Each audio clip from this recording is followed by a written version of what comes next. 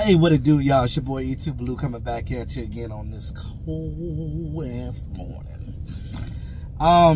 What's today? Wednesday? It's hump day, I guess. That's what they say. They call it hump day.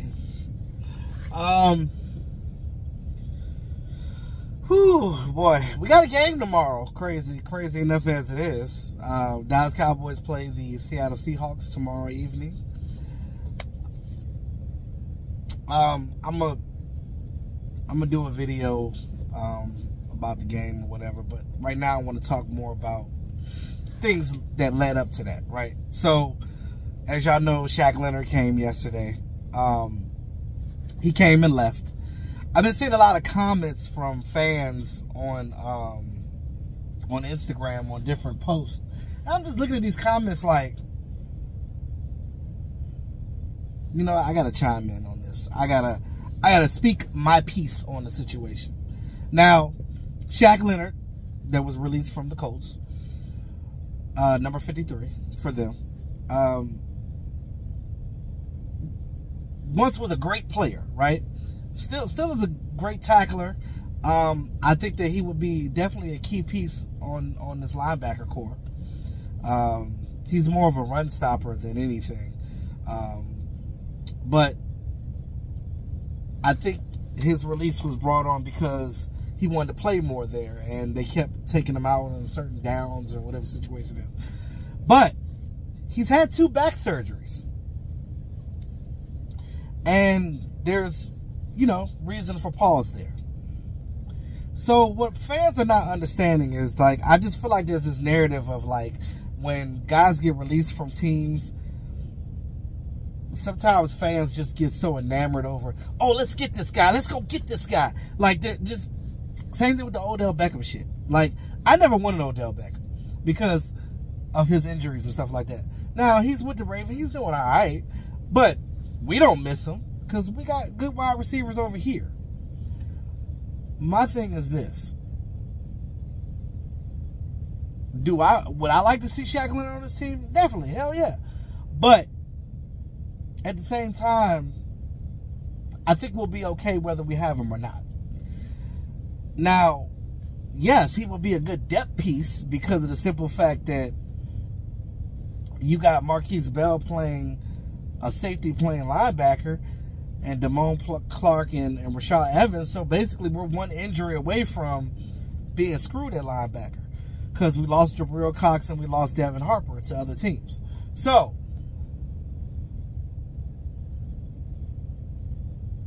with that being said, I look at Shaq Leonard like this. Okay, the Cowboys did their due diligence, right? And remember, our team has one of the best medical doctors, I believe, in the league. You see what we did with Jalen Smith and prolonged his career, which could have been done after, you know, before he even got in the league because of that drop foot. Now, Leonard has something of a drop foot, but it isn't like how Jalen Smith's was. His is more so of like, it's like a nerve, but he can still run on his. He can still control his. Jalen Smith can't control his drop foot ever again. So I think that's why Jalen is like not, you know, he's been bouncing around different teams and stuff like that and practice squads and stuff like that. But as far as Shaq Leonard goes, he came in, Jerry had lunch with him. I'm sure they went and had some steak with some gold seasonings on it. But whatever rich people eat. Although one day I would love to try a 14-karat gold steak. One day. But yeah. I think that the Cowboys evaluated him a lot. Jerry Jones had lunch with him. They did their thing. And they know what his problems are, right? And they found out what his problems are. I know that the meeting with him went well. So it's basically they left him the choice of what he wanted to do. Now, there's a lot of fans like saying, oh, Jerry dropped the ball because he let him leave out the building without a contract. Did y'all before you comment, do people think there's different scenarios, right? You can't force a guy to stay, right? What if Shaq Leonard wanted to be, and I know Jesse Holly mentioned this too, and it got me thinking. Because it makes sense. If you've never been courted before, don't you want to be courted? I know you females that follow my channel. Don't you want to be courted? Women love to be courted. Men, we like to be courted too. Shit. Like, I know that for me, you know, in the times I played football, even though it wasn't the NFL level, but even the time when I played football, hell yeah. Like, if I went to another team, I only played for one team, but if I went to another team, I would love to be courted. Like, oh, this team released me. The allure of wanting to be wanted is a human nature thing. Everybody wants to be wanted.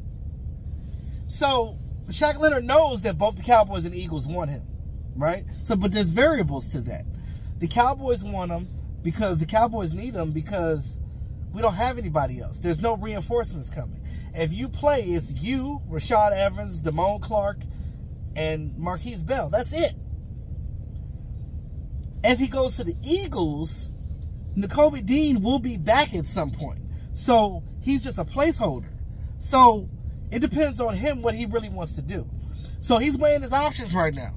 I'm pretty sure that regardless of what Dallas Cowboys said, he was going to go see the Eagles anyway because he wants to see what they have to say too, or what they have to offer as far as his playing time. Because that's what it is. It's not about the money because the Colts are paying most of his contract.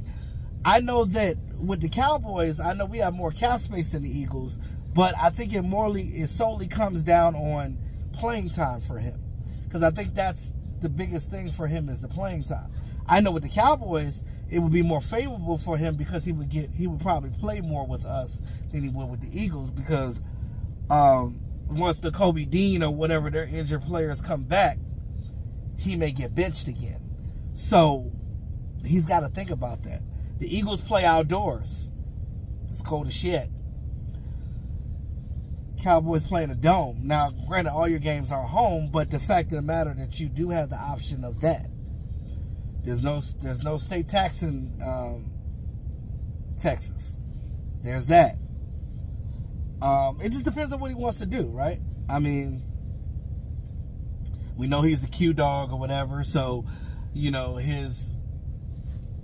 Jalen Hurts is a Q dog, so maybe he might talk to him like, come on, bro. They might talk that shit, and he might go over there. But I don't know. I don't know. We'll see. I'm not going to say that, oh, we lost him and the Eagles got him now just because of the situation. Well, no. He wants to see what both teams have to offer, and he's going to make his decision over the weekend, and we'll find out by Monday or maybe before Monday which team that he chooses. And whether it's the Cowboys or the Eagles, it is what it is. I'm not going to be worried regardless because I'm a little worried about that back, though, because, I mean, I know that he's been playing well. He's been a good tackler, sure tackler, but having 2 back surgeries as a linebacker, I mean, playing football with a bad back is not great anyway. If you're like me and play football, you know what it's like to play with injuries. I couldn't imagine having back problems trying to play a position where you're tackling big, burly motherfuckers every day. So, I mean, it's just